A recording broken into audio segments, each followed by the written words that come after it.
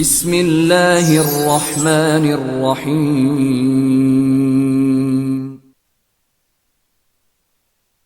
السلام عليكم ورحمة الله وبركاته. الحمد لله الذي زين الإيمان في قلوبنا وكره إلينا الكفر والفسوق والعصيان. أشهد أن لا إله إلا الله وحده لا شريك له وأشهد أن محمدا عبده ورسوله. Amma ba'd. Pemirsa yang dirahmati oleh Allah Subhanahu wa taala. Kita masih senantiasa membahas terkait ibadah. Kita sudah menjelaskan bagaimana Allah Subhanahu wa taala dengan ihsannya menggelontorkan rahmatnya, nikmatnya, hikmahnya ke seluruh makhluk di seluruh alam semesta ini. Lalu kita jelaskan bagaimana sedikit terkait detil perbuatan Allah kasih sayangnya tersebut dalam bentuk nama dan sifat-sifat Allah. Dan kita pun sudah menjelaskan bahwa Allah adalah zat yang menjadi objek rasa syukur bagi mereka yang mengerti dan memahami serta menyadari betapa semua yang ada di sekitar kita, bahkan diri kita, dan semuanya adalah wujud daripada rahmat dan ihsan Allah Subhanahu wa taala. Lalu kalau demikian adanya, bagaimana dan apa yang disebut sebagai ibadah itu? Ibadah oleh orang-orang Arab di kamus-kamus Arab ketika kemudian Islam belum turun, Islam belum ada, mereka menyebutkan bahwa al-ibadah ibadah itu adalah al-khudu' wa tadhallul, yaitu tunduk dan patuh. Itulah makna kamus, hakikat daripada yang disebut sebagai ibadah secara bahasa. Lalu kemudian Islam datang menambah aspek bahasa ini dengan makna kunci yang disebut disertai dengan rasa cinta kepada Allah Subhanahu wa taala. Siapapun tunduk dan patuh disertai rasa cinta kepada Allah Subhanahu wa taala, ikhlas kepadanya, maka itulah yang disebut sebagai ibadah. Adapun yang sekedar tunduk patuh namun tidak ada rasa cinta dalam jiwanya, enggak ada ikhlas dalam hatinya, itu tidak lain adalah kecuali kemunafikan. Baik munafik secara ideologis yang dibenci Allah, sampai Allah katakan fitarkil asfali minan nar, akan berada di kerak api neraka, maupun nifak bagi kita yang baru muslim pemula yang masih lebih banyak maksiatnya dibanding taatnya, bahwasanya setiap maksiat dan kemudian ke dosa itu adalah wujud dari nifak yang disebutkan bahwa apabila ia wa'da berjanji kadzaba, dan apabila ia kemudian bertengkar ghadar, dia melampaui batas, dan apabila dia berbicara lebih banyak bohongnya dibanding jujurnya. Karena sungguh yang namanya ibadah adalah kejujuran, apalagi iman itu adalah kejujuran kita mengakui kehebatan dan kebesaran kesucian Allah, sementara kita mengakui betapa kita maha lemah di hadapan zat Allah yang maha hebat. Lalu yang menjadi pertanyaan kedua, lalu ibadah secara istilah itu apa? Oleh ulama kita, mereka menjelaskan bahwa al-ibadatu hiya, ibadah adalah ismun jami' li kulli ma yuhibbuhullahu yarda. Itu adalah sebuah istilah yang mencakup dan merangkum segala hal yang dicintai dan diridhoi oleh Allah Subhanahu wa taala. Baik sifatnya ucapan maupun perbuatan. Ucapan ini ada ucapan hati, ada perbuatan hati. Ucapan hati berupa tasdikun bil qalbi, membenarkan dengan hati tentang keesaan Allah, membenarkan bahwa ada hari akhirat, ada malaikat, ada kitab suci, ada para nabi, ada takdir baik dan buruk. Itu adalah ucapan hati. Lalu ada perbuatannya, mencintai Allah, tawakal kepada Allah, mengharapkan rahmatnya, takut azabnya. Itu semua adalah merupakan perbuatan hati kita.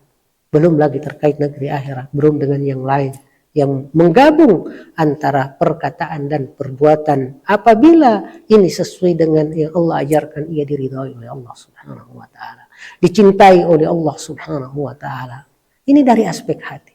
Sehingga iman kepada Allah, iman kepada malaikat, iman kepada kitab suci yang mengisi hati orang-orang beriman yang kita dekatkan dengan rukun iman, itu adalah ibadah yang nilainya besar bagi yang memahaminya.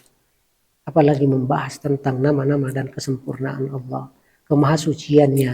Ini semua yang harus kita update selaku muslim. Karena dengan iman inilah kita kemudian menanjak kepada level yang tertinggi. Jemaah yang dirahmati oleh Allah Subhanahu wa taala. Demikian pula ibadah mencakup lisan.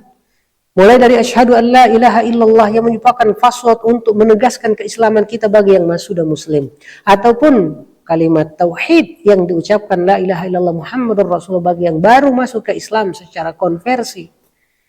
Nah, lalu kemudian yang lainnya bismillah, alhamdulillah, subhanallah, sejaga jenis zikir yang arahnya memahasucikan Allah, menegaskan kesempurnaan Allah. Juga kemudian doa-doa terhadap Allah Subhanahu wa taala itu adalah semua, termasuk dakwah ceramah seperti ini, itu semuanya adalah ibadah. Begitupun kemudian perbuatan fisik kita ini yang sholat, puasa, zakat, berpuasa, ya, naik haji, umroh, termasuk akhlak kita kemudian menjadi orang yang memenuhi janji, kita menjadi orang yang amanah, kita menjadi orang yang baik, dan seterusnya. Itu semua masuk dalam kategori ibadah secara pribadi. Beribadah hati kita, beribadah lisan kita, beribadah fisik kita kepada Allah Subhanahu wa taala. Jemaah yang dirahmati Allah Subhanahu wa taala. Lalu yang kedua, bagaimana supaya ibadah kita diterima oleh Allah?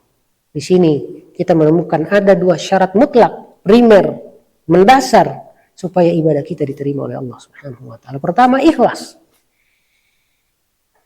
Dan ikhlas ini sering kita dengarkan.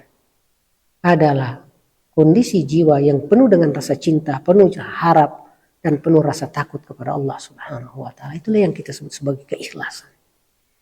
Dan itu adalah substansi daripada la ilaha illallah, sungguh tiada Tuhan yang pantas disembah dengan cinta, dengan penuh harap, dengan rasa takut. Illallah, kecuali hanya Allah Subhanahu wa taala. Yang kedua, harus mengikuti tata cara Nabi. Ini yang kita sebut al-ittiba. Oleh karena itu siapapun menyembah Allah hanya dengan modal ikhlas kayak yang dilakukan hari ini Yahudi dan Nasrani, tidak menyatakan dirinya Muhammadur Rasulullah, bahwa dia mengikuti prosedur Rasulullah, maka tidak bakalan diterima ibadahnya oleh Allah. Al-ittiba yang mengikuti Rasulullah sallallahu alaihi wasallam dalam hal jumlah rakaat salat, waktu salat, demikian pula haji, umroh, demikian pula zakat, puasa, harus sesuai prosedur Rasulullah sallallahu alaihi wasallam, karena beliaulah yang direkomendasi oleh Allah menjadi standar benar salah kalau sesuai dengan beliau. Sebagaimana Allah Subhanahu wa taala jelaskan bahwa kadzalika ja'alnakum ummatan wasata. Demikianlah kami jadikan kalian wahai kaum muslimin sebagai umat moderat. Litakunu syuhada'a 'alan nas, agar kalian menjadi saksi orang-orang benar apa salah. Kalau mereka sama sama kamu, maka mereka benar. Fa in aslamu faqad ihtadaw.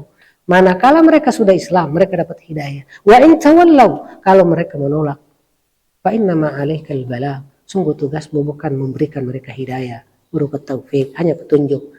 Kamu tugasnya hanya sekedar menyampaikan amanah dari Allah Subhanahu wa taala. Jemaah yang dirahmati oleh Allah Subhanahu wa taala. Dengan penegasan ini kita mengerti makna Muhammadur Rasulullah. Apa yang kita sebut Muhammadur Rasulullah, bahwa aku bersaksi bahwa Rasulullah adalah utusan Allah Subhanahu wa taala. Dengan begini kita memahami bahwa tidak ada ibadah diterima di luar Islam, karena hanya Islam mengajarkan ikhlas sekaligus taat dan mengikuti Rasulullah sallallahu alaihi wasallam. Jemaah yang dirahmati Allah Subhanahu wa taala. Di luar Islam karena ibadah enggak ada, maka tidak ada pula ampunan di luar Islam. Karena tidak ada ampunan, tidak ada ibadah yang diterima, maka di luar Islam semuanya adalah langkah-langkah syaitan. Dengan tegas Allah menyatakan, ya ayyuhalladzina amanu udkhulu fis-silmi kaffah, masuklah ke dalam Islam secara total, wala tattabi'u khutuwatis syaitan, jangan kalian mengikuti langkah-langkah syaitan. Jangankan di luar Islam, bahkan di dalam Islam kita masih diuntit oleh syaitan. Kita makan tanpa basmalah, syaitan ikut. Kita masuk rumah tanpa salam, tanpa basmalah, tanpa zikir, syaitan ikut. Bahkan kita bersama pasangan sah kita sebagai orang suami istri, tidak mengucapkan bismillah, ikut syaitan bersama kita. Karenanya orang-orang yang kemudian mampu membebaskan dirinya merdeka dari setan, baik yang wujudnya manusia maupun wujudnya jin, adalah mereka yang bertauhid kepada Allah Subhanahu wa taala. Itulah hakikat kemerdekaan dalam Islam, dan itu adalah substansi ibadah. Semoga dengan pemahaman yang baik, tentunya dengan ridha dan hidayah serta taufik dari Allah, kita menjadi hamba yang mengerti apa yang harus kita lakukan terhadap Allah dan apa yang harus kita lakukan untuk diri sendiri agar mampu memahami Allah dan Rasulnya dengan lebih maksimal. Wallahu yatawalla salihin. Assalamualaikum warahmatullahi wabarakatuh.